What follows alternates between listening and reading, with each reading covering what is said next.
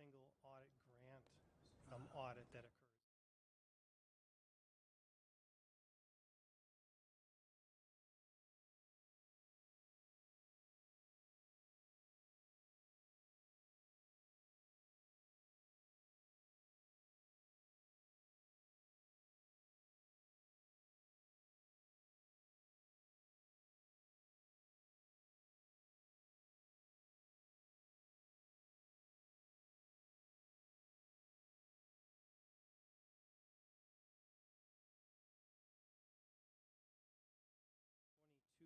Grant money that we spent. We had 60 grants reported. Of those 60 grants, they selected 5 for testing. And then of those 5 that they tested, they actually found some non-compliance in one of those, which was the housing voucher program. So in response to that, we have to give a corrective action plan, which was included on this agenda item. And my responsibility in this whole process is not only to make sure that we have this annual audit done, but that I would review any corrective action plan given and then just notify you that all of this occurred. I reviewed the corrective action plan for the findings listed. I see no reason for these issues to continue to exist in the housing program. In addition, we're bringing in a new vendor to help us with inspections. We've made administrative plan changes. So going forward, I don't see these being issues anymore. Just in a summary, there were 5 non-compliance things found. One was, just look at my sheet here. The housing staff failed to take corrective action on some sampled clients or customers, I guess was the... The housing quality inspections, there were, out of a sample of 9, there were 3 instances where they failed for the reason of not indicating to correctly contact or notify of deficiencies. And then in that case, when there's a significant deficiency, we need to stop the housing assistance payment. But there were 3 instances where that didn't occur. And one of the issues is that I think we've corrected this since this time of the 22 audit. One of the issues is that there was sort of a reoccurring problem in 2021. I think we received a similar finding.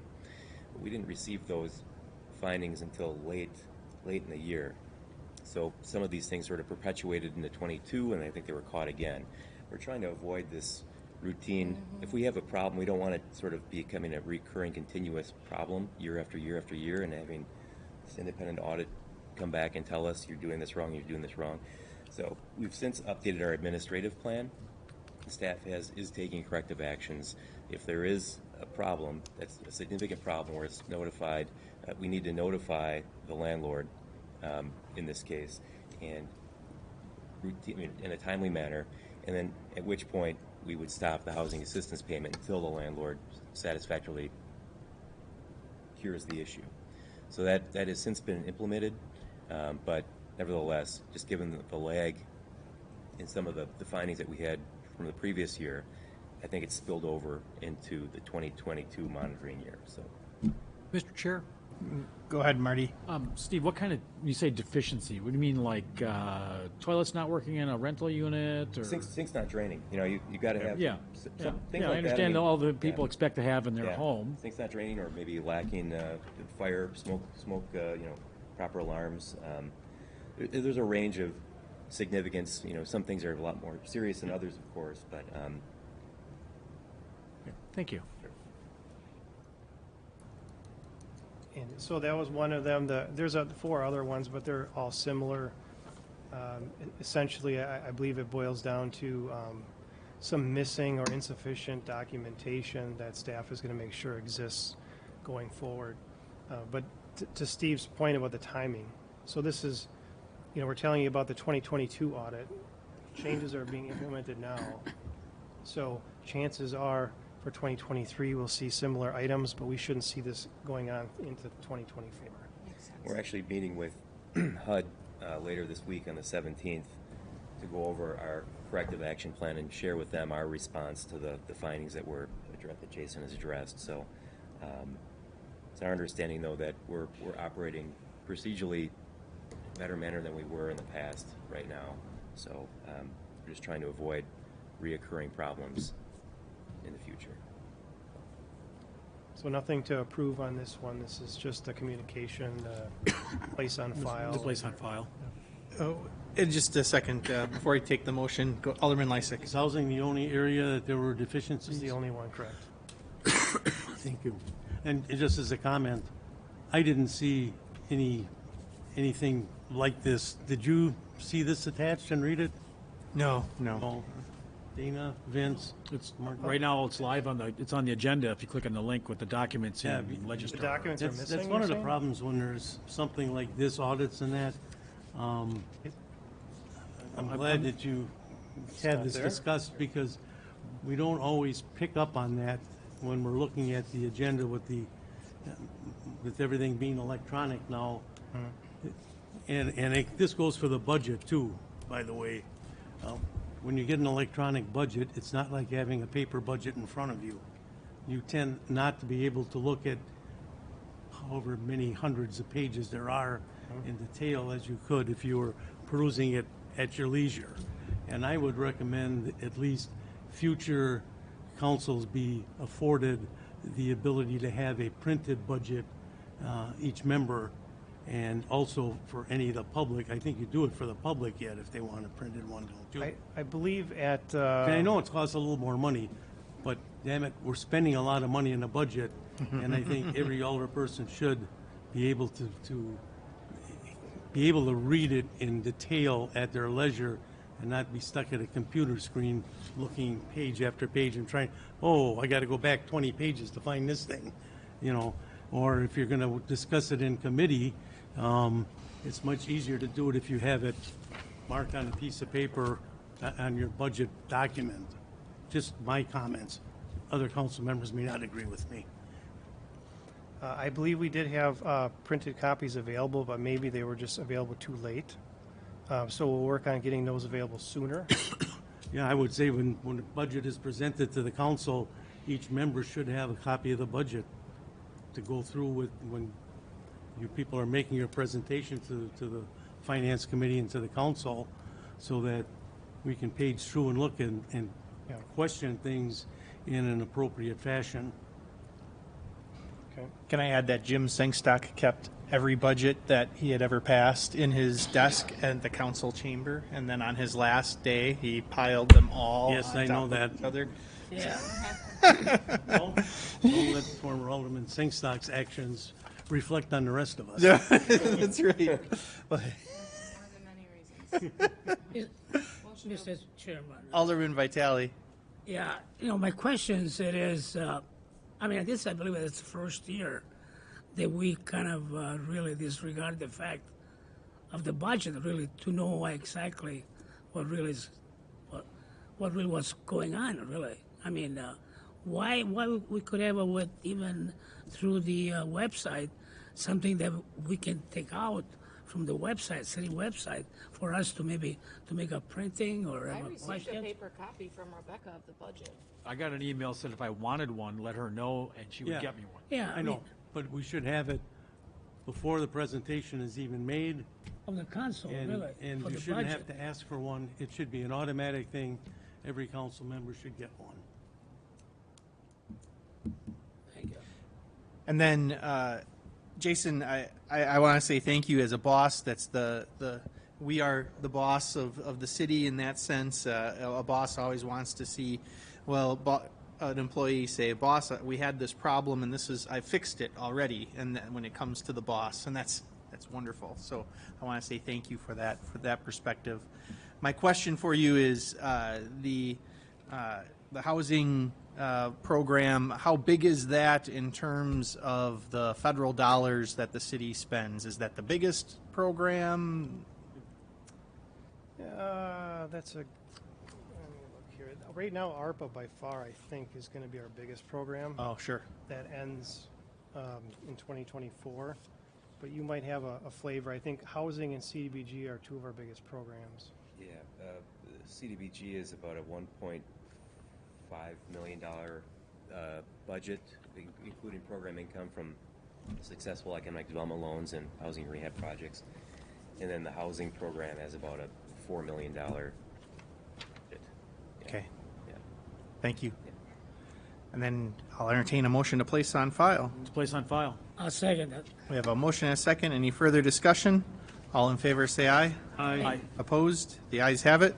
Item 12 is a resolution establishing health, dental, and vision insurance plans, premium rates, employee contributions, and benefits continuation for the plan year of March 1, 2024 through February 28, 2025.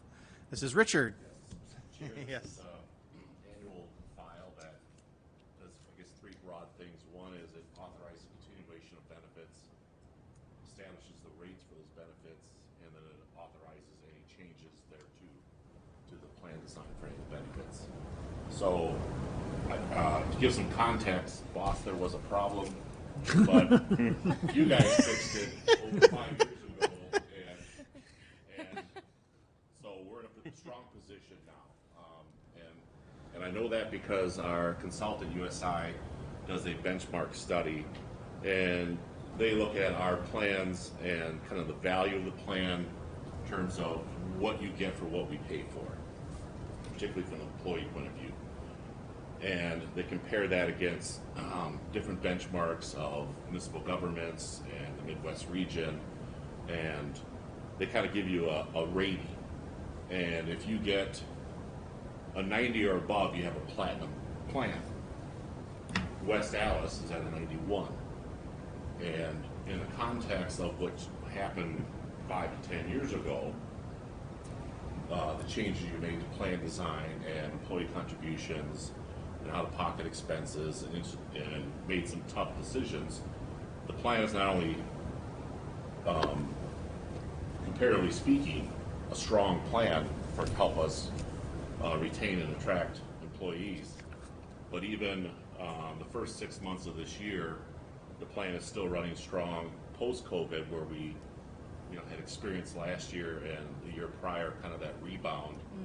We're at about 88%, meaning for our claims and our expenses, we're spending 88 cents to the dollar that we budgeted. So strong this year.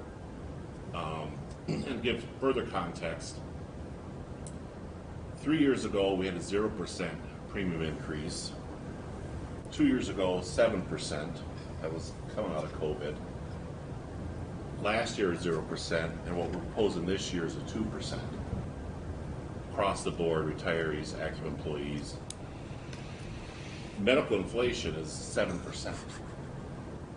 We're proposing a 2%. Because we don't want to see that volatility of a 0 and a 7 and a 0. So we're going 2% across the board, but based upon our analysis, they could get more granular and look at the tiers and say, how are we positioned to our comparables based on single, couple, and family?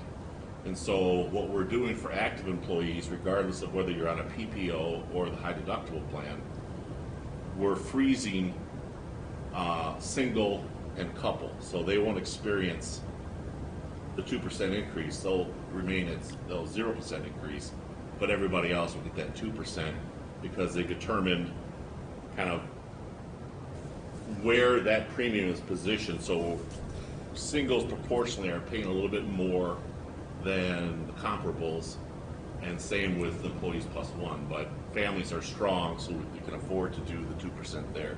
So we're kind of really going with a scalpel now and trying to be really directed and targeted with our changes to the plan.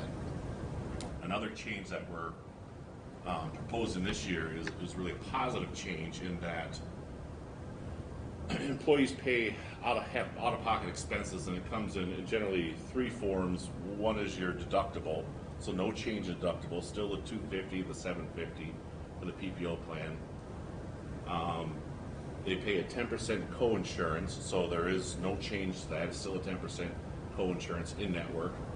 And then there is co-payments. You go to the doctor's office, it's $25, specialist $50. No changes there. But we also have in place, all plans do, kind of a out-of-pocket maximum limit. And currently ours is $48.50 for a single in-network, and for family, $9,700. And so that's being reduced down to $3,500 and $7,000 Nice. for that. We do have a non-standard component in there, in that we also have a separate out-of-pocket maximum for co-insurance, and right now it's $1,000 and $2,000. And so we're proposing a change to that, where for represented employees only, it would go from $1,000 to $1,250, and from $2,000 to $2,500. That's part of, I guess, the strategy of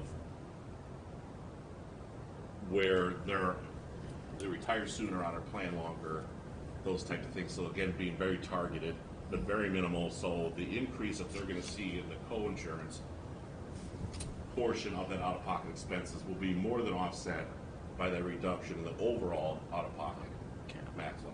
So it's a net positive for even the represented employees. The dental was a 3% generally across the board. Employees don't pay for dental; the city pays for that. Vision, no change in insurance. I don't think there was any change in life insurance either. So a lot of stability there, not much volatility. They reviewed our reserves. Our reserves are strong, so we shouldn't. So I guess on every measure, the plan is in a strong position today, and we're making just minor changes going forward with that.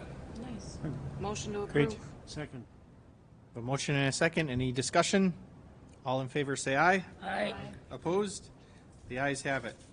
And then item 13, an ordinance appropriating the necessary funds for the operation and administration of the city of West Allis for the calendar year 2024. Motion to approve. Second. Any discussion? All in favor say aye. Aye. Opposed? The ayes have it. And then item 14 is the 2024 City of West Allis Mayor's recommended budget. Motion to approve. Second. Any discussion? All in favor say aye. Aye. Opposed? The ayes have it. Motion to adjourn. Second. All in favor say aye. Aye. Aye. Opposed? The ayes have it. Good job, Mr. Chair. The committee will come to order. All members are present. We have the 3 hearing items on the agenda. Item 16, conditional use permit for Sona Lofts. Move approval. Mr. Chair. Been moved and seconded. Mr. Chair, I just wanted to, Brian Randall of Edmondson Davis said, on behalf of his client Higgins, I just wanted to enter this for the record, but they are asking for a, Is that included in this? If we approve this as it is, it's a. I guess I just wanted to be clear that he's requesting that the council adopt it with the condition, basically saying that the applicant cooperate, the applicant being Mandel, cooperate with the CDA to close this transaction to sell 16 feet of land to Higgins with clean title. And what staff is recommending is that I would agree. the conditional use, it doesn't need to be placed on the conditional use as the That's for Mr. them to Randall's work out, not asking for for, us but to dictate. that can be handled by CDA. Handled by CDA Yeah. because they own the land and they're not Right. going to sell it unless they agree to But it. it's the council, at council's discretion, either way. Okay. So, yeah. So, motion to approve, not including that. Mr. Chair, Alderman Weigel. sale of that 16 feet's going to happen, right? That is my understanding of it. The CDA needs to sell the land to Mandel, and then that. But staff's not recommending that access it not will be happen. maintained. Correct. We just want to make sure that this Separate. is Not Yeah, part of separate this. Be in separate. sense for that Yeah. Higgins to be, have their additional 16 feet Yeah. onto the 20 that they already have on the west side of their property. Yeah, and Steve, Mr. Chair, Steve Higgins has been a good neighbor generally in this whole operation, and yeah, we're gonna accommodate them. We'll get it worked out. We being the city and the CDA. Yeah. Thank you. There's a motion to approve. Is there a second? Second, whoever. Any discussion? All in favor? Aye. Aye. Opposed? Carried. Item 17 is a conditional use for Motion to checkers. approve. Second. It's been moved and seconded. Any discussion? All in favor? Aye. Opposed? Carried. And item 18 is conditional use for Nico's Pizza. Motion to approve. Second. And Any Mr. Chair, I have one discussion? question. Steve, yeah, what's the background with how they opened before, and now we're approving this? This is kind of the cart before the horse. What happened? We got called as older people in the district to see if it would be okay if they opened as a conditional operation, and Dan and I said yes. We didn't have a problem. And that's our established procedure. So, yep, very good. Sort of a rare occurrence where they had hired staff, they'd bought all their food, they had all their occupancy inspections out of the way. Everything was all set. They were waiting for the formality of the conditional use, and Yeah, we had no objections to them going there. In fact, we're happy to Right. something's in there. Everyone is. Yes, yes. Very good. Any further discussion? No. All in favor? Aye. Opposed? Motion to adjourn. Carried. Second. All in favor? Aye. Opposed? We are adjourned.